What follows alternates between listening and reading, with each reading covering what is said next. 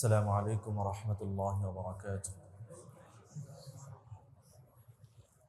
الحمد لله كفى وسلام على عباده الذين اصطفى أما بعد فأعوذ بالله من الشيطان الرجيم بسم الله الرحمن الرحيم يا أيها الذين آمنوا لا تأكلوا أموالكم بينكم بالباطل إلا أن تكون تجارة عن تراض منكم. وعن عائشة رضي الله عنها قالت قال رسول الله صلى الله عليه وسلم إن أطيب ما أكل الرجل من كسبه وإن ولده من كسبه أو كما قال النبي صلى الله عليه وسلم صدق الله العظيم وصدق رسوله النبي الكريم ونحن على ذلك لمن الشاهدين والشاكرين والذاكرين والحمد لله رب العالمين. سبحانك لا علم لنا إلا ما علمتنا إنك أنت العليم الحكيم. سبحانك لا فهم لنا إلا ما فهمتنا إنك أنت الجواد الكريم. اللهم انفعنا بما علمتنا وعلمنا ما ينفعنا. رب اشرح لي صدري ويسر لي أمري واحلل عقدة من لساني يفقهوا قولي وبك نستعين يا مستعان. আলহামদুলিল্লাহ আলহামদুলিল্লাহ আলহামদুলিল্লাহ। আল্লাহ রাব্বুল আলামিনের দরবারে লাখ কোটি শুকর সুজুদ কৃতজ্ঞতা জ্ঞাপন করছি যে মহান রব্বে করিম আমাদেরকে মানুষ হিসেবে সৃষ্টি করেছেন, আমাদেরকে চাহিদা দান করেছেন। সে চাহিদাকে পূরণ করার বৈধ পদ্ধতিও তিনি আমাদেরকে বাতলে দিয়েছেন। আল্লাহ রাব্বুল আলামিন আমাদেরকে সৃষ্টি করেছেন, চাহাত দিয়েছেন। আমাদের বিভিন্ন চাহিদা তিনিই দিয়েছেন। মজার ব্যাপার হলো প্রত্যেকটি চাহিদা পূরণ করার জন্য বৈধ পদ্ধতি দান করেছেন। বৈধ পদ্ধতিতে বৈধ চাহিদা পূরণ করা বৈধ, ক্ষেত্র বিশেষ সেটা ইবাদত। মানুষের সৃষ্টি এভাবে। আমাদের প্রত্যেকটি মানুষের সৃষ্টি 8টি জিনিস দ্বারা। তার মধ্যে 4টি হলো ঊর্ধ্ব জগতের সাথে সম্পৃক্ত। ঊর্ধ্ব জগতের সাথে সম্পৃক্ত 4টি হলো নিম্ন জগতের সাথে, মাটির সাথে, এই দুনিয়ার সাথে সম্পৃক্ত। মাটি, পানি, আগুন, বাতাস এগুলো এই জগতের সাথে সম্পৃক্ত। 4টি জিনিস আল্লাহ তাআলা দিয়েছেন যেগুলোর সম্পর্ক ঊর্ধ্ব জগতের সাথে। এর মধ্যে বিশেষভাবে উল্লেখযোগ্য হলো রূহ। আমাদের দেহ আগুন, পানি, মাটি, বাতাস ইত্যাদি দ্বারা সৃষ্ট। এই দেহের যে সমস্ত খাদ্যদ্রব্য এগুলো এই মাটি থেকেই উৎপন্ন হয়। মানুষের দেহের চাহিদা পূরণ করার সব উপকরণ, প্রতিটি উপকরণ মাটির সাথেই সম্পৃক্ত। আমরা যত খাবার খেয়ে থাকি, যত পানীয় বস্তু পান করে থাকি, যত ফল ফ্রুট গ্রহণ করে থাকি, হাতে বানানো যত খাদ্যদ্রব্য আমরা নিজেরা গ্রহণ করি, ভক্ষণ করি, সবই এই জগতের সাথে সম্পৃক্ত। মানুষের রূহের কিছু খোরাক আছে, সেই খোরাকগুলো একটাও এই জগতের সাথে সম্পৃক্ত না, সব হচ্ছে আসমানে ঊর্ধ্ব জগতের সাথে সম্পৃক্ত। আল্লাহ তাআলা মানুষকে চাহিদা দিয়েছেন। আমাদের চোখ আল্লাহ সৃষ্টি করেছেন, চোখের একটা চাহিদা আছে। কান, শ্রবণ শক্তি আল্লাহ তাআলা দিয়েছেন, এর একটা চাহিদা আছে। ব্রেন, মেধা, মস্তিষ্ক, চিন্তা করার যোগ্যতা আল্লাহ তাআলা দিয়েছেন। এর একটা খোরাক আছে, এর একটা চাহিদা আছে। আল্লাহ রাব্বুল আলামিন পেটের ক্ষুধা দিয়েছেন এবং এই ক্ষুধা, এই চাহিদা পূরণ করার ব্যবস্থাটাও তিনিই করে দিয়েছেন, ইত্যাদি ইত্যাদি। প্রত্যেকটি অঙ্গ প্রত্যঙ্গের যেমন চাহিদা আছে, এই চাহিদাগুলো পূরণ করার ব্যবস্থাও আল্লাহ তাআলাই করে দিয়েছে। বাকি পদ্ধতি দুইটা, একটি হলো হালাল পদ্ধতি, আর একটি হচ্ছে হারাম পদ্ধতি। চোখের চাহিদা আছে, হালাল পদ্ধতিতে পুরা করলে নেকি, ইবাদত, চাহিদা পুরা করা হচ্ছে, অথচ হালাল পদ্ধতিতে হওয়ার কারণে সেটা ইবাদত। যেমন চোখ দিয়ে নিজের মাকে দেখলো শ্রদ্ধার সাথে, সম্মানের সাথে, ইজ্জতের সাথে, বাবাকে দেখলো সম্মান এবং মহব্বতের সাথে, তো এই চোখ দিয়ে বাবা মার চেহারার দিকে মহব্বতের সাথে তাকানোটাও ইবাদত। মানুষ চোখের চাহিদা পূরণ করে, নিজের সন্তানের দিকে তাকায়া চোখের চাহিদা পূরণ করছে, এটা ইবাদত।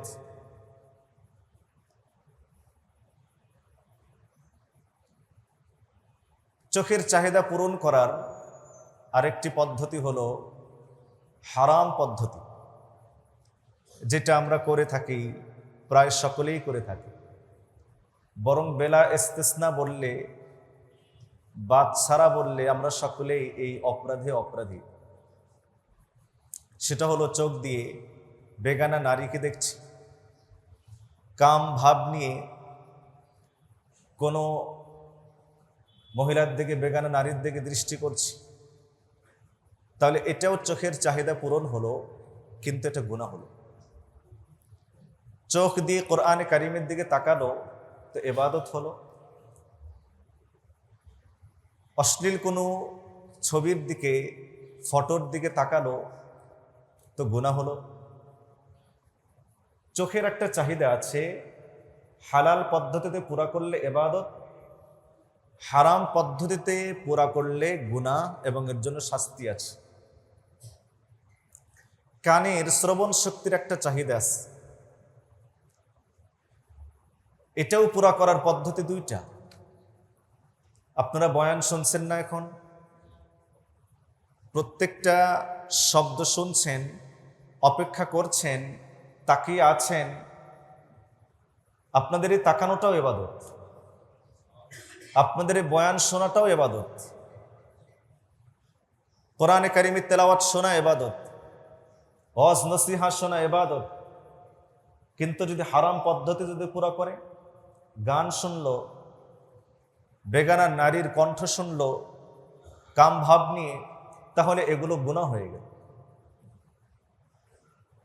আল্লাহ তাআলা হাতের চাহিদা দিয়েছেন, হাতের, পায়ের চাহিদা দিয়েছেন, মনের চাহিদা দিয়েছেন, চিন্তা ভাবনার, মেধা শক্তির চাহিদা দিয়েছেন। ঠিক এমনিভাবে আল্লাহ রাব্বুল আলামিন মানুষের পেটের চাহিদাও দিয়েছেন।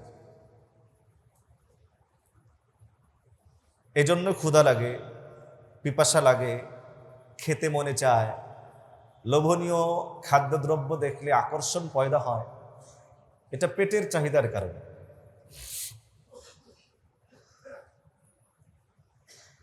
এমন কোনো মানুষ হয়তো পৃথিবীতে নেই এবং ছিলও না যাদের ক্ষুধা লাগতো না, যাদের পেটের চাহিদা পুরা করার প্রয়োজন হতো না, এমন কোনো মানুষ হয়তো দুনিয়াতে কোনোদিন আসেন। পেটের চাহিদা নাই তো ফেরেশতাদের নাই, ফেরেশতাদের পেটের চাহিদা নেই, তাদের ক্ষুধাও নাই, পিপাসাও নাই, নিদ্রাও নাই, বিশ্রামেরও দরকার নাই, তারা ক্লান্তও হন না। সবসময় আল্লাহ তাআলার তাসবিহের ভিতরে মাশগুল। ইউসাব্বিহুনাল লাইলা ওয়ান নাহার লা ইয়াফতুরুন, এরা কখনো ক্লান্ত হয় না।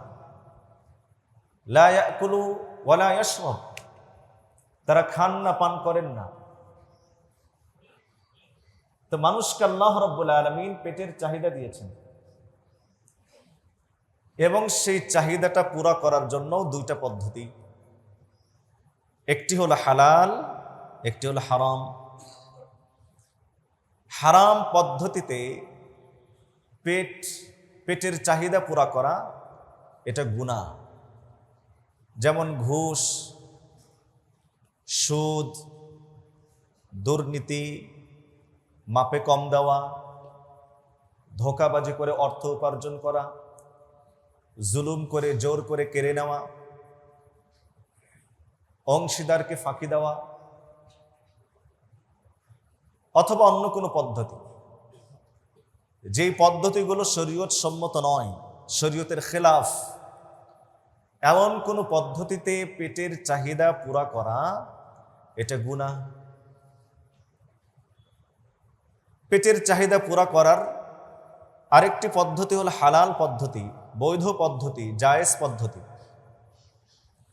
এবং হালাল পদ্ধতিতে পেটের চাহিদা পুরা করাটাও ইবাদত। আশ্চর্যের ব্যাপার না বলেন?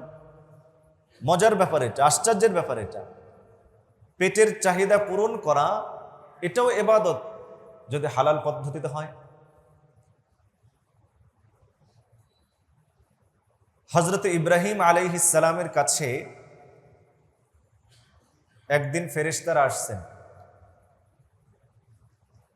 তিনজন ফেরেশতা আসছেন, হযরতে জিবরাইল, ইসরাফিল এবং মিকাইল আলাইহিমুস সালাম আসছেন মানুষের রূপ ধারণ করে।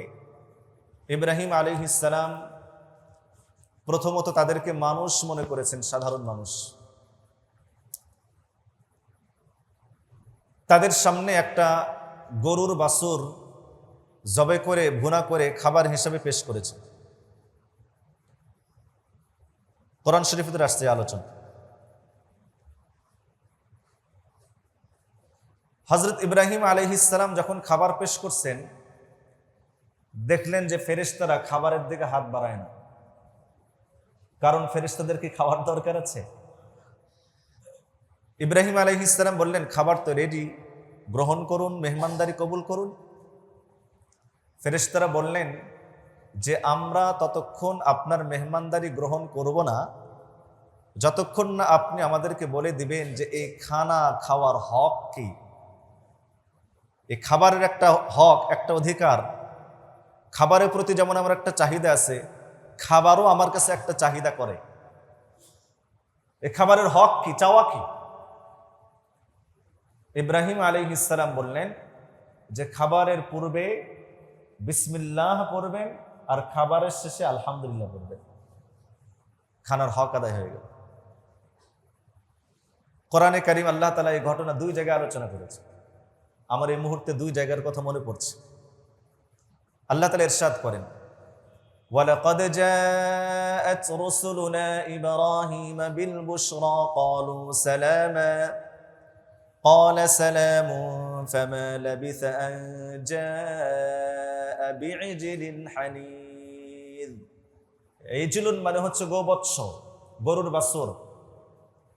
হানিদ মানে ভুনাকৃত। সামনে নিয়ে আসছে। فلما رأى أيديهم لا تصل إليه نكرهم وأوجس منهم خيفة। ইব্রাহিম আলাইহিস সালাম তাদের সামনে পেশ করলেন খাবার, কিন্তু তাদের হাত খাবারের দিকে প্রসারিত হচ্ছে না। তখন অনেক কথাবার্তা হলো তাদের মধ্যে। তার মধ্যে এটাও একটা কথা ছিল যে আমরা খানা গ্রহণ করব ততক্ষণ খাবার গ্রহণ করব না যতক্ষণ না পর্যন্ত আপনি খাবারের হক কি তা না বলে দেন। তো খাবারের হক কি? বিসমিল্লাহ বলে খাবার শুরু করা আর আলহামদুলিল্লাহ বলে খাবার শেষ করা।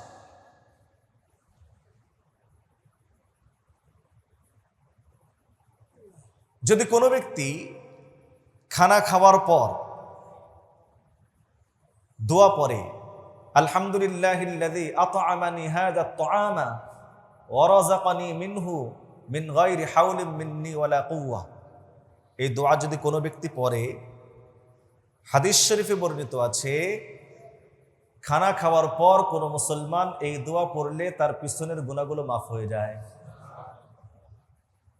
আলহামদুলিল্লাহিল্লাযী আত'আমানি হাযা আত-তা'আমা ওয়া রাযাকানি মিনহু মিন গায়রি হাওলিন মিন্নি ওয়ালা কুওয়া। এই দোয়া পাঠ করলে তার গুনাহ মাফ হয়ে গেল। আশ্চর্যের ব্যাপার, মজার ব্যাপার, আনন্দেরও ব্যাপার। খানা খেলাম আমি আমার পেটের চাহিদার জন্য, শক্তি অর্জনের জন্য খাবার আমি গ্রহণ করেছি। এখন এই খাবার খাবার পর আমার শরীরে শক্তি সঞ্চারিত হলো, আমার শরীর স্বাভাবিক হয়ে গেল, পুরাটা উপকারী আমার। কিন্তু বান্দা যখন খাবারের পরে এই দোয়া পড়ে, তা আল্লাহ তাআলা তার পিছনের গুনাহগুলোও মাফ করে দিলেন। হালাল পদ্ধতিতে খাবার গ্রহণ গুনাহ মাফের কারণ। সুবহানাল্লাহ বলেন। হালাল পদ্ধতিতে খাবার গ্রহণ গুনাহ মাফের কারণ।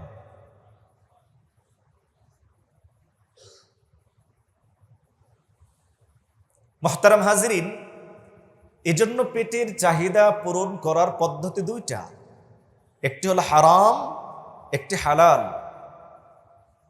হালাল পদ্ধতিতে পেটের চাহিদা পূরণ করা এটা ইবাদত। পবিত্র কোরআনে কারীমে আল্লাহ রাব্বুল আলামিন হালাল উপার্জন করার প্রতি মানুষদেরকে উৎসাহিত করেছেন। হালাল উপার্জন করার প্রতি কোরআনে কারীমে বিভিন্ন জায়গায় আল্লাহ তাআলা এই বিষয়টি আলোচনা করেছেন। সূরাতুন নিসা এর 29 নম্বর আয়াতে কারিমা আল্লাহ রাব্বুল আলামিন বলেন, ইয়া আইয়ুহাল্লাযীনা আমানু লা তাকুলু আমওয়ালাকুম বাইনাকুম বিল বাতিল يا أيها الذين آمنوا لا تأكلوا أموالكم بينكم بالباطل إلا أن تكون تجارة عن تراض منكم। হে মুমিনগণ, لا تأكلوا أموالكم بينكم بالباطل, তোমরা পরস্পর একে অপরের সম্পদ বাতিলভাবে, অন্যায়ভাবে তোমরা খেও না। ইল্লা আন তাকুনা তিজারাতান আন তারাদিম মিনকুম, তবে এমন ব্যবসার ভিত্তিতে তোমাদের পরস্পর একে অপরের সম্পদ খেতে পারে যেই ব্যবসায় উভয়ে সন্তুষ্ট। অর্থাৎ ক্রেতা ও বিক্রেতা উভয়ে সন্তুষ্ট চিত্তে যেই ক্রয় বিক্রয় করলো, তাহলে এখন ক্রয়কৃত পণ্য ক্রেতার জন্য আর ক্রয়কৃত পণ্যের মূল্য বিক্রেতার জন্য বৈধ হয়ে গেল, তাই না? কেনার আগ পর্যন্ত মূল্যের মালিক ছিল ক্রেতা, পণ্যের মালিক ছিল বিক্রেতা। সন্তুষ্ট চিত্তে যখন আপনার লেনদেন করা হলো, ক্রয় বিক্রয়কে সম্পন্ন করলো, তাহলে এখন বিক্রেতা মূল্যের মালিক আর ক্রেতা পণ্যের মালিক। পরস্পর একে অপরের সম্মতিক্রমে বিক্রয়ের মাধ্যমে একে অপরের সম্পদ তোমরা খেতে পারো, নিতে পারো, গ্রহণ করতে পারো, ভক্ষণ করতে পারো। আল্লাহ রাব্বুল আলামিন এই আয়াতে কারিমায় বৈধ পদ্ধতিতে উপার্জনের প্রতি ইঙ্গিত করেছেন, বরং আমরা বলবো উৎসাহিত করেছেন। বৈধ পদ্ধতিটা হালাল, সেটা হলো ব্যবসা। কোনো ব্যক্তির মনে প্রশ্ন হতে পারে, যদি এই আয়াতে কারিমা থেকে বৈধ ইনকাম, হালাল উপার্জনের প্রতি উৎসাহ কোত্থেকে বুঝলেন? তাহলে পবিত্র কোরআনে কারীমের সূরাতুল জুমআ এর 10 নম্বর আয়াতে কারিমা আপনাদের সামনে পেশ করতে হচ্ছে। আল্লাহ রাব্বুল আলামিন সূরাতুল জুমআর ভিতরে বলেন, আয়াত নম্বর হলো 10, ইরশাদ করছেন আল্লাহ তাআলা, فَإِذَا قُضِيَتِ الصَّلَاةُ فَانتَشِرُوا فِي الْأَرْضِ وَابْتَغُوا مِن فَضْلِ اللَّهِ واذكروا الله كثيرا لعلكم تفلحون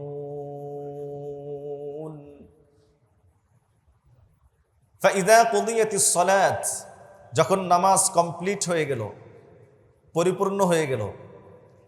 এখানে নামাজ মানে বিশেষভাবে জুমার নামাজ।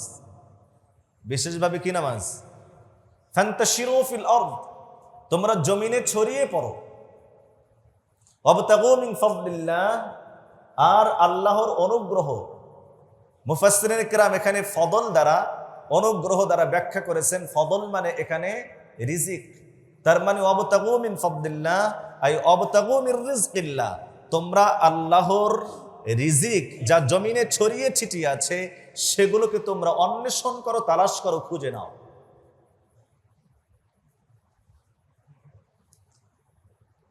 প্রসঙ্গক্রমে এই কথাটা বলে রাখি, তাফসীর বিদগণ লিখেছেন আল্লাহ তাআলা নামাজের পরে রিজিক অন্বেষণ করার কথা বলেছেন। বিশেষ করে এখানে নামাজ দ্বারা জুমার নামাজ উদ্দেশ্য। এজন্য যদি কোনো ব্যক্তি জুমার নামাজের পরে যদি রিজিক অন্বেষণ করে, জুমার দিন জুমার নামাজের পরে যদি রিজিক অন্বেষণ করে, তো আল্লাহ রাব্বুল আলামিন এই রিজিকের ভিতরে আলাদা ধরনের বরকত দান করেন, আলাদা ধরনের বরকত দান করেন। আমাদের চিত্র উল্টা। এখন অবশ্য সিরাজগঞ্জ শহরের ওই চিত্রটার আমরা দেখি না, যে আজান হয়ে যাওয়ার পরও অনেকে দোকান খোলা রাখে জুমার দিনে। নামাজ হয়ে যাওয়ার, নামাজের কাছাকাছি সময় পর্যন্ত ব্যবসা বাণিজ্য করত। এখন জুমার দিন ব্যবসা বাণিজ্য বন্ধ রাখার কারণে হয়তো এই দৃশ্যটা দেখা যায় না, কিন্তু অন্যান্য নামাজের সময় আমরা দেখতে পাই মসজিদে আজান হয়েছে, উচ্চ কণ্ঠে আজান হয়েছে, মিনারাতে আজান হয়েছে, শহরে এসএস রোডে আশপাশে হাজার হাজার মানুষের বিচরণ চলাফেরা, সেখান থেকে আসে মসজিদে কত, আমার জামে মসজিদে হয়তো 400, 500, 700, 1000 মুসল্লি হয়। অথচ শহরে হাজার হাজার মানুষ। নামাজের আগে আমরা বেচা কেনার জন্য, বিক্রয়ের জন্য বা কেনার জন্য অনেক সময় দেখবেন দোকানে ভিড় হয়। আজান হয়েছে, নামাজের টাইম, ঠিক এই সময় একসঙ্গে 2টা 3টা 4টা 5টা কাস্টমার একসাথে ঢুকেছে। 1 ঘন্টা ধরে বসে আছে, কোনো কাস্টমার নেই, ক্রেতা নেই। আজান হয়েছে, তো এখন 5টা ক্রেতা একসঙ্গে ঢুকে পড়ছে। দোকানদারের ঈমানের পরীক্ষা, যে তুমি দোকান রেখে নামাজে যাও নাকি নামাজ রেখে দোকানে থাকো। কথা বলেন না কেন? না, দোকান রেখে নামাজে যাও নাকি নামাজ রেখে দোকানে থাকো, এটা ঈমানদারের পরীক্ষা, দোকানদারের পরীক্ষা। আল্লাহ আমাদেরকে মাফ করেন। এই পরীক্ষায় অধিকাংশ মুসলমান, অধিকাংশ নামাজি মুসলমান এই পরীক্ষায় বলেন উত্তীর্ণ না ফেল, ব্যর্থ।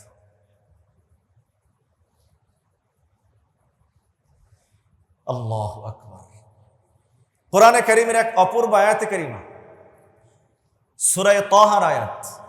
আল্লাহ রাব্বুল আলামিন তার প্রিয় হাবিব সাল্লাল্লাহু আলাইহি ওয়াসাল্লামকে বলেন, আয়াতে কারীমাটা লক্ষ্য করবেন, কি বলেন আল্লাহ তাআলা? ওয়া'মুর আহলাকা বিস-সালাতি ওয়াসতাবির আলাইহা লা নাসআলুকা রিজকা নাহনু নারযুকুক ওয়াল আকিবাতু লিত-তাকওয়া। ওয়া'মুর আহলাকা বিস-সালাত, নবীজি আপনি আপনার পরিবারকে নামাজের জন্য আদেশ করুন। আমরাও কি আমাদের পরিবারকে নামাজের আদেশ করি? এই মসজিদে হ্যাঁ বলতেও জি বলতেও ভয় লাগছে। কথা বলেন ঠিক না? এই মসজিদে হ্যাঁ বলতে জি বলতেও ভয় লাগছে। আল্লাহ তাআলা বলেন ওয়া'মুর আহলাক বিসসালাহ, আপনি আপনার পরিবারকে নামাজের আদেশ করুন। ওয়াসতাবির আলাইহা, এবং আপনি নিজেও এই নামাজের উপরে ধৈর্য সহকারে অবিচল থাকুন। ওয়াসতাবির আলাইহা এর পূর্ণাঙ্গ তর্জমা আমি করতে পারলাম না। আপনি নিজেও নামাজের উপরে ধৈর্য সহকারে অবিচল থাকুন। লা নাসআলুকা রিজকা, আল্লাহ বলেন নবীজি আমি আপনার কাছে রিজিক চাই না, আমি আপনার কাছে নাহনু নারযুকুক, বরং আমি আপনাকে রিজিক দান করি। মুফাসসিরিন ইকরাম লেখেন নামাজের সাথে রিজিকের কথা আল্লাহ তাআলা কেন বললেন? পরিবারকে নামাজের আদেশ দাও, তুমি নিজেও নামাজের উপরে ধৈর্য সহকারে অবিচল থাকো। এরপরে বলেন আমি তোমার কাছে রিজিক চাই না, বরং রিজিক তো আমি তোমাকে দান করি। আর শুভ পরিণাম তাকওয়া ওয়ালাদের জন্য, মুত্তাকিদের জন্য। তা নামাজের সাথে রিজিকের কথা কেন বললেন? এর পিছনে কারণ হলো কয়েকটা কারণ, আমি একটা শুধু বলছি।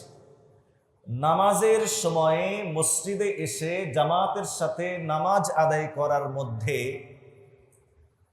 বাহ্যিক দৃষ্টিকোণ থেকে রিজিকের দরজা বন্ধ হয়ে যাওয়া মনে হয়,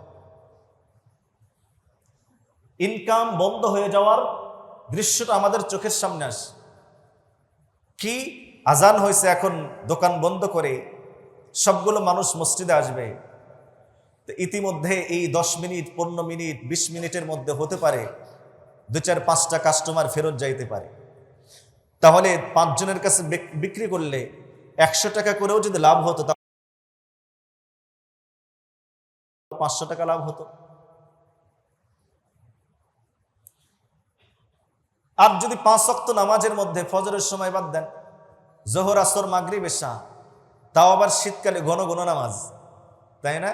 ঘুরে উঠেই নামাজ, ফিরে উঠেই নামাজ। তো শীতকালে এত ঘন ঘন নামাজে যদি বারবার দোকান বন্ধ করতে হয়, প্রত্যেক নামাজে যদি 5টা করে কাস্টমার ফেরত যায়, আর সবার কাছ থেকে যদি 100 টাকা করে লাভ যদি বন্ধ হয়ে গেল, নিতে পারলাম না, তাহলে 4 ওয়াক্ত নামাজে 20 জন কাস্টমার ফেরত গেল, আর 2000 টাকা আমি লাভ করতে পারলাম না। এই জন্য বাহ্যিকভাবে মনে হয় দোকান বন্ধ করে মসজিদে আসলে রিজিকের দরজা বন্ধ হয়ে যাচ্ছে। রব বলেন লা নাসআলুকা রিজকা নাহনু নারযুকুক, আপনি আপনার পরিবারকে নামাজের আদেশ করেন, নিজেও নামাজের উপরে ধৈর্য সহকারে অবিচল থাকুন। দোকান আপনাকে রিজিক দিবে না, ক্ষেত আপনাকে রিজিক দিবে না, বাগান আপনাকে রিজিক দিবে না, চাকরি আপনাকে রিজিক দিবে না, রিকশা আপনাকে রিজিক দিবে না, ক্ষেত খামার আপনাকে রিজিক দিবে না, গাড়ি আপনাকে রিজিক দিবে না। অফিস সামাই রিজকুকুম ওয়া তুআদুন, আসমানের ভিতরে রিজিকের বাজেট হয়। আল্লাহ রাব্বুল আলামিন রিজিকের ফয়সালা করেন তো আসমানে ফয়সালা করেন, এই সমস্ত মাধ্যমে সেগুলো প্রকাশিত হয়। দোকান বন্ধ করে ঈমানের পরীক্ষা দিয়ে নামাজের উপরে ধৈর্য সহকারে অবিচলতা অবলম্বন করে মসজিদে আসো, আমি আল্লাহ তোমার রিজিকের দরজাকে খুলে দেব। লা নাসআলুকা রিজকা, আমি আপনার কাছে রিজিক চাই না, নাহনু নারযুকুক, আমি বরং আপনাকে রিজিক দান করি। এই অঙ্গীকার আল্লাহ রাব্বুল আলামিন শুধু তার হাবিবের সঙ্গে করেছেন না, নাহনু নারযুকুক প্রত্যেকটি ইমানদারের সঙ্গে আল্লাহ ওয়াদা করেছেন, নামাজ আদায় করো রিজিক আমি দেব, নামাজ আদায় করো রিজিক আমি দেব, নামাজ আদায় করো রিজিক আমি দেব। জমিনের রিজিকের বাজেট নয়, আসমানের রিজিকের বাজেট, জমিন থেকে সেই বাজেটগুলো প্রকাশিত হয়।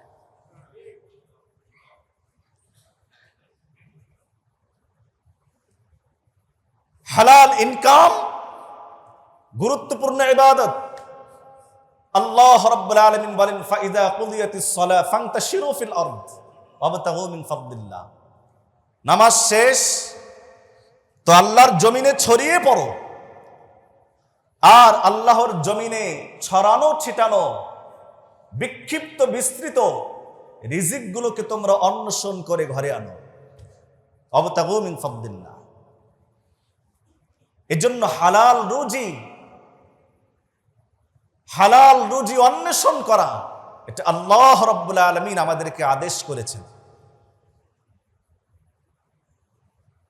আপনারা আশ্চর্যান্বিত হবেন, হাদিসে পাকের ভিতরে হালাল রুজি অন্বেষণ করা এবং এজন্য যে কোনো ধরনের বৈধ পেশা অবলম্বন করাকে নবীদের সুন্নাত সাব্যস্ত করা হয়েছে।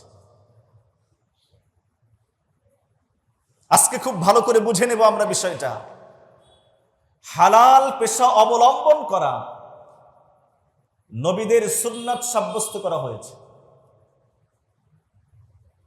হযরত আদম আলাইহিস সালাম ক্ষেত খামারের কাজ করতেন, ফসল করতেন, তার সন্তানেরাও ফসলি কাজ করতেন, জমিনকে আবাদ করতেন।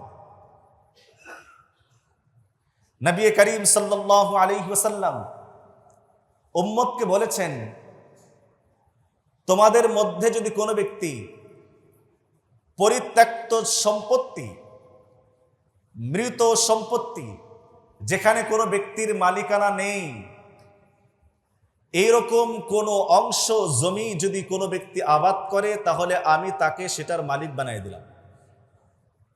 তার মানে রাষ্ট্রের কোনো এলাকা, কোনো চড়া, কোনো পাথার, যেটা কোনো ব্যক্তির মালিকানা নয়, নবী আলাইহিস সালাতু ওয়াস সালাম বলেন, যদি তোমাদের কেউ সেটা যদি আবাদ করে, তাহলে এটার মালিকানা আমি তোমাকে বানিয়ে দিলাম। তবে হ্যাঁ, এই ব্যক্তির উপরে রাষ্ট্রের সাথে কিছু চুক্তি থাকবে, সেগুলো সম্পন্ন করতে হবে, সেটা আলাদা কথা, আমি এখন ওদিকে যাচ্ছি না। অনাবাদ জমিনকে আবাদ করা নবী আলাইহিস সালাতু ওয়াস সালাম উৎসাহিত করেছেন। এক হাদিস আপনাদেরকে শুনিয়েছিলাম, সাহাবায়ে কেরাম রাদিয়াল্লাহু তাআলা আজমাইনের মধ্যে আল্লাহ তাআলা, আল্লাহ রাসূল সাল্লাল্লাহু আলাইহি সাল্লাম হিজরতের পরে তাদের মধ্যে ভ্রাতৃত্ব বন্ধনে আবদ্ধ করে দিয়েছে। আব্দুর রহমান ইবনে আউফ রাদিয়াল্লাহু তাআলা আনহু বিখ্যাত সাহাবী, তিনি বলেন যে নবী আলাইহিস সালাতু ওয়াস সালাম আমাকে আর সাআদের মধ্যে, সাআদ ইবনে রবিয়ের ভিতরে ভ্রাতৃত্ব বন্ধনে আবদ্ধ করে দিলেন। এই হাদিসটি হযরত আনাস রাদিয়াল্লাহু তাআলা আনহু থেকেও বর্ণিত আছে। সাআদ ইবনে রবি হযরতে আব্দুর রহমান ইবনে আউফকে বললেন যে, আসুন আমি আমার মালকে দুই ভাগে ভাগ করব। ও কসিমু মালি নিসফাইন, আমি আমার সম্পদকে দুই ভাগে ভাগ করব, আপনার অর্ধেক, আমার অর্ধেক। আমার দুজন স্ত্রী আছেন, আপনি যাকে চান, পছন্দ করেন, আমি তাকে তালাক দিয়ে দিব। ইদ্যত পার হওয়ার পর আপনি তাকে বিবাহ করে নেবেন। হযরত আব্দুর রহমান ইবনে আউফ রাদিয়াল্লাহু তাআলা আনহু বলেন, বারাকাল্লাহু ফি মালিকা ওয়া আহলিকা, আল্লাহ আপনার সম্পদ আর পরিবারে বরকত দান করেন, আমার এগুলো লাগবে না। দুল্লুনি আলা সুক, বাজার কোথায় একটু আমাকে দেখায় দেন। সাআদ ইবনে রবি আব্দুর রহমান ইবনে আউফ রাদিয়াল্লাহু তাআলা আনহুকে বাজার দেখায় দিলেন, মার্কেট দেখায় দিলেন। কয়নকার একটা বাজার ছিল, মিজান্না বা মাজান্না একটা বাজার ছিল, জুলমাজাজ প্রসিদ্ধ একটা বাজার ছিল। বুখারী riwayতের ভিতরে 3-4 কথা উল্লেখ আছে। তো বাজার দেখায় দিয়েছে। আব্দুর রহমান ইবনে আউফ রাদিয়াল্লাহু তাআলা আনহু বাজারে গিয়ে ব্যবসা করেছেন। এরপর থেকে তিনি যখনই বাড়িতে ফিরতেন, তো তিনি কিছু না কিছু অংশ অবশ্যই লাভ করে ফিরে আসতেন। হাদিস শরীফের ভিতরে হযরত আব্দুর রহমান ইবনে আউফ রাদিয়াল্লাহু তাআলা আনহুকে উৎসাহিত করা হয়েছে। মুহতারাম হাজিরিন, সাহাবায়ে কিরাম তো নিজ হাতে কাজ করে খেতেন, হালাল রুজি অন্বেষণ করতেন। বুখারীর রিওয়ায়াতে এসেছে, রাসূল করিম সাল্লাল্লাহু আলাইহি ওয়াসাল্লামের প্রিয় সহধর্মিনী আম্মাজান আয়েশা সিদ্দিকা রাদিয়াল্লাহু তাআলা আনহা বর্ণনা করেন, কানা আসহাবু রাসূলিল্লাহি সাল্লাল্লাহু আলাইহি ওয়াসাল্লাম উম্মালা আনফুসিহিম। বড় চমৎকার হাদিস। হাদিস নম্বরটা আপনাদের মুখস্থ থাকবে। এটা ইংরেজি কত সাল? 2000। হাদিস নম্বর 2024। এই জন্য আপনাদের মনে রাখাটা, মুখস্থ রাখাটা সহজ হবে, কারণ আগামী 70 বছরে এই জাতি 2024কে ভুলবে না, তাই না? এই জন্য হাদিস নম্বরও বলে দিলাম। হাদিস নম্বর হলো 2024, বুখারী শরীফের রওয়ায়াত, 1 নম্বর খণ্ড। আন আয়েশা রাদিয়াল্লাহু আনহা قالت كان اصحاب رسول الله صلى الله عليه وسلم عمال انفسهم। নবীজির সাহাবায়ে কেরাম ছিলেন যার যার কাজ শেষে সম্পন্ন করতেন, নিজের কাজ নিজে করতেন। জুমার দিন তারা একদিন এসেছেন, বাহিরে কাজকর্ম করে, মদিনার উত্তপ্ত রৌদ্রের ভিতরে কাজ করে, বাগানের কাজ করে, অথবা আপনার মার্কেটের বাজারের কাজগুলো সেরে, বাগানের কাজগুলো সেরে যখন আসছেন জুমার নামাজে, মসজিদের ছাদ নিচু, তো বেশি মানুষ একত্রিত হয়েছে, তো মানুষের শরীরের একটা কারো কাছে গন্ধ, কারো কাছে দুর্গন্ধ হয় না, বলেন? নবী আলাইহিস সালাতু ওয়াস সালাম যখন এটা অনুভব করলেন, বললেন লাবিক তাসালতুম, যদি তোমরা গোসল করে আসতে কত না ভালো হতো। হাদিস থেকে বোঝার বিষয় হলো সাহাবায়ে কেরাম কি ছিলেন? কানা আসহাবু রাসূলিল্লাহি সাল্লাল্লাহু আলাইহি ওয়াসাল্লাম উম্মালা আনফুসিহিম। সাহাবায়ে কেরাম নিজেদের কাজ নিজেরা করতেন, পরনির্ভরশীল হতেন না। এজন্য হালাল রুজি অন্বেষণ করা এটা একটা ইবাদত, এটা গুরুত্বপূর্ণ ইবাদত, ফরজ ইবাদত। আল্লাহর নবী সাল্লাল্লাহু আলাইহি ওয়াসাল্লাম আল্লাহ রাব্বুল আলামিনের কাছে ফাকর এবং গিনা, অর্থাৎ দারিদ্রতা এবং ধনাঢ্যতা, উভয়টির অনিষ্ট থেকে আল্লাহর কাছে পানাহ চাইতেন, আশ্রয় গ্রহণ করতেন।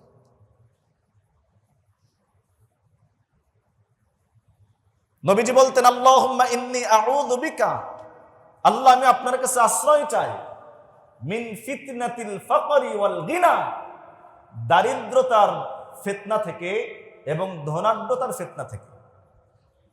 দারিদ্রতা অনেক সময় মানুষকে গুনাহ করতে বাধ্য করে, ক্ষেত্র বিশেষ মানুষ কুফরি পর্যন্ত করে। কাদাল ফাকরু আন ইয়াকুনা কুফরান, অনেক সময় দারিদ্রতা মানুষকে কুফরি পর্যন্ত পৌঁছায় না। আপনারা যদি সচেতন হন, এবং আমার ধারণা অবশ্যই আপনারা সচেতন, বাংলাদেশের সীমান্তবর্তী এলাকাগুলোর দিকে তাকায় দেখবেন, বিশেষ করে কুড়িগ্রাম, রংপুর, পার্বত্য চট্টগ্রামের এ সমস্ত অঞ্চলগুলো আজ বর্তমান খ্রিস্টানদের সকল মিশন হলো এসব এলাকা নিয়ে মানুষদেরকে তাদের দারিদ্রতার সুযোগ নিয়ে, তাদেরকে কিছু টাকা পয়সা, অর্থ সম্পদ দিয়ে জীবনের স্বপ্ন দেখায়া একজন দুইজন না, হাজার হাজার কালিমাওয়ালা মুসলমানদেরকে খ্রিস্টান বানাচ্ছে। কাদাল ফাকরু আন ইয়াকুনা কুফরান। এজন্য ভাই, নিজের কাজ নিজে করা, নিজের হাতের উপার্জন নিজে খাওয়া, অন্যকে খাওয়ানো এক আযীমুশ শান ইবাদত আল্লাহর কাছে। সুনানে ইবনে মাজাহ খণ্ড নম্বর 2, পৃষ্ঠা নম্বর 605, অধ্যায় হলো বাবুল হাসি আলাল মাকাসিব, অর্থাৎ উপার্জন করার জন্য নবীজি উৎসাহিত করেছেন, এই নামে একটা অধ্যায় আছে। এই অধ্যায়ের ভিতরে 5টি হাদিস বর্ণিত আছে। তার মধ্যে 1 নম্বর হাদিস, যেটা কিতাবের সিরিয়াল অনুযায়ী 2137 নম্বর হাদিস, নাম্বারগুলো আগে কয়া নেই, 2137, 38, 39, 40, 41। এই অধ্যায়ে 5টি হাদিস বর্ণিত হয়েছে। 2137 নম্বর হাদিসে, কিতাবের নাম কি বললাম? ইবনে মাজাহ শরীফ, সুনানে ইবনে মাজাহ 2য় খণ্ড। আম্মা জান আয়েশা সিদ্দিকা রাদিয়াল্লাহু তাআলা আনহা থেকে বর্ণিত হাদিস, তিনি বলেন ক্বালা রাসূলুল্লাহ সাল্লাল্লাহু আলাইহি ওয়াসাল্লাম ইন্না আতয়াবা মা আকালার রাজুলু মিন কাসবিহি ওয়া ইন্না ওয়ালাদাহু মিন কাসবিহি। পয়গম্বর বলেন, মানুষ নিজ হাতে উপার্জন করে যেটা খায় এটা হলো সবচেয়ে হালাল খাবার, সবচেয়ে হালাল খাবার, যা মানুষ নিজে উপার্জন করে খায়, চেয়ে খায় না, মাঙ্গে না, ভিক্ষা করে না, পরনির্ভরশীল হয় না, নিজ হাতে কাজ করে, ইনকাম করে, উপার্জন করে, ঘাম ঝরিয়ে হালাল পদ্ধতিতে যারা খাবার খায়, নবীজি বলেন ইন্না আতইয়াবা মা আকালার রাজুলু মিন কাসবিহি, মানুষের উপার্জিত সম্পদ যা সে খায় এটা হলো সবচেয়ে উৎকৃষ্ট মানের হালাল খাবার। ওয়া ইন্না ওয়ালাদাহু মিন কাসবিহি, আর নিজের সন্তানও বাবার উপার্জিত একটা সম্পদ। ঠিক কিনা বলেন? এই হাদিসের ব্যাখ্যা এখন যাচ্ছি না।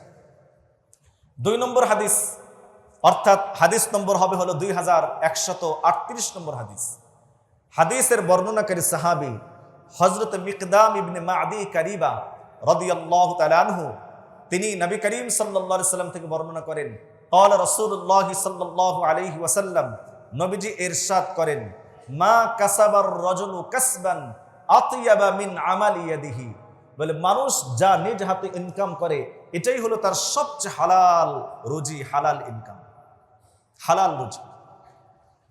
ওয়ামা আনফাকার রাজুলু আলা নাফসিহি ওয়া আহলিহি ওয়া ওয়ালাদিহি ওয়া খাদিমিহি ফাহুয়া সাদাকা। এটাও খুব ভালো করে মনে রাখবেন ভাইজান। আমি আপনার দৃষ্টি আকর্ষণ করছি, যিনি পরে ঢুকলেন, আসসালামু আলাইকুম, এটা ঠিক না। হ্যাঁ, পরে আসলে পিছনে আসবেন, আর আমি আপনাকে দাওয়াত দেব, আপনি আমার পরিচিত প্রিয় ভাই, ইনশাল্লাহ আগে আসবেন। কি বলেন? আল্লাহ তাআলা আমার ভাইকে তৌফিক দান করেন, আমিন বলেন, আমিন। বসেন ভাই, খেয়াল করেন, নবীজি বলেন মা আনফাকার রাজুলু আলা নাফসিহি, মানুষ নিজের জন্য যেটা খরচ করে। ভাই, আপনি আপনার জন্য খরচ করেন না? জামাটা কিনছেন, একটু ভালো খাবার খান, আমি আমার জন্য খরচ করি, আপনি আপনার জন্য খরচ করেন। অবশ্য আমি আমারটা কইলে একটু ঠিক হবে না, কারণ আমার মাথার থেকে পা পর্যন্ত প্রায় পুরাটাই হচ্ছে আপনাদের হাদিয়া। আল্লাহ তাআলা কবুল ও মঞ্জুর করেন। আপনারা যারা নিজ হাতে ইনকাম করেন এবং নিজের জন্য খরচ করেন, মা আনফাকার রাজুল আলা নাফসিহি ওয়া আহলিহি, পরিবারের জন্য খরচ করে, বাচ্চাদেরকে চিপস কিনে দেয়, চকলেট কিনে দেয়, সুইংগাম কিনে দেয়, তারপরে বাজার থেকে ভালো খাবারগুলো নিয়ে এসে বউ বাচ্চার জন্য ব্যবস্থা করে, ওয়া ওয়ালাদিহি, সন্তানদের জন্য খরচ করে, ওয়া খাদিমিহি, নিজের খাদেমের জন্য, অধীনস্থ ব্যক্তির জন্য খরচ করে, নবীজি বলেন ফাহুয়া সাদাকা, এগুলো খরচ নয়, বরং সবগুলো হলো উত্তম সাদাকা।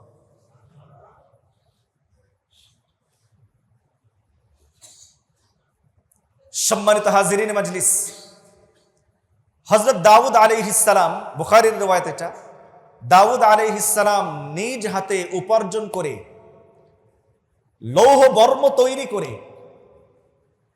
অর্থাৎ তিনি যুদ্ধাস্ত্র এবং যুদ্ধের পোশাক তৈরি করতেন।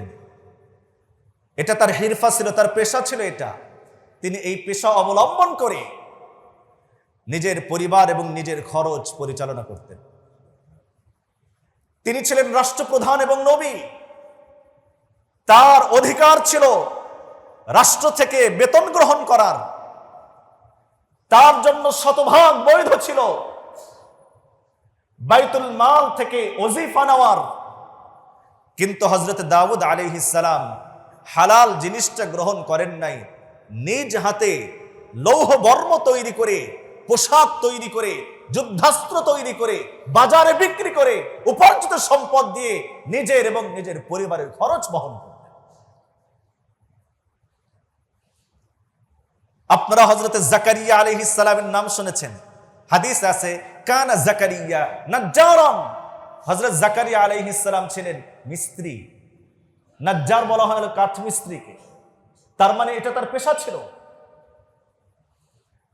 প্রিয় বন্ধুগণ, আমার সময় শেষ, আমি মাত্র আলোচনার একদম সূচনা লগ্নে অল্প এই আলোচনার ছোট্ট মেসেজ আর বার্তা হলো আপনাদের কাছে, পয়গাম হলো, যে কোনো হালাল পেশা অবলম্বন করা, হালাল রুজি অন্বেষণের জন্য এটা গুরুত্বপূর্ণ ইবাদত। আপনি দোকান করছেন, সঠিক পদ্ধতিতে সঠিক নিয়তে দোকান খুলে অপেক্ষা করছেন, তো ইবাদতের নাকি হচ্ছে। মাঠে কাজ করছেন, ইবাদতের নাকি হচ্ছে। অফিসে বসে আছেন, ঘাম ঝরাচ্ছেন, ইবাদত হচ্ছে। আমরা যদি হালাল পেশা অবলম্বন করি তাহলে এটা নিঃসন্দেহে ইবাদতের অন্তর্ভুক্ত, কারণ নিজের জন্য খরচ করা, পরিবারের জন্য খরচ করা, স্ত্রীর জন্য খরচ করা, সন্তানের জন্য খরচ করা, অধীনস্থ ব্যক্তির জন্য খরচ করা, খাদেমের জন্য খরচ করা, কর্মচারীর জন্য খরচ করা, সেলসম্যানের জন্য খরচ করা, সবগুলো খরচই হবে বান্দার আমল নামায়। এক একটা খরচ এক একটা সাদাকার নেকি লেখা হবে। ছোট্ট কথা হলো আজকেই যে আমরা হালাল পেশা অবলম্বন করব, পরনির্ভরশীল হব না ইনশাআল্লাহ। কি কি পদ্ধতি গ্রহণ করব আমি ইনশাআল্লাহ আগামী জুমাতে যদি আল্লাহ হায়াতে রাখেন আর আপনাদেরকে যদি আপনাদের খেদমত করার যদি সৌভাগ্য হয়, ইনশাআল্লাহ হাদিসের আলোকে, কোরআনের আলোকে এই বিষয়টা আপনাদের সামনে পরিষ্কার করার চেষ্টা করব। আল্লাহ রাব্বুল আলামিন যেন আমাদের সকলকে হালাল পেশা অবলম্বন করে হালাল রুজি অন্বেষণ করার তৌফিক দান করেন, হারাম থেকে বেঁচে থাকার তৌফিক নসিব করেন, আমিন। ওয়া আখিরু দাওয়ানা আলহামদুলিল্লাহি রাব্বিল আলামিন। যারা সুন্নাত পড়ি নাই শুধু 4 রাকাত সুন্নাত আদায় করে।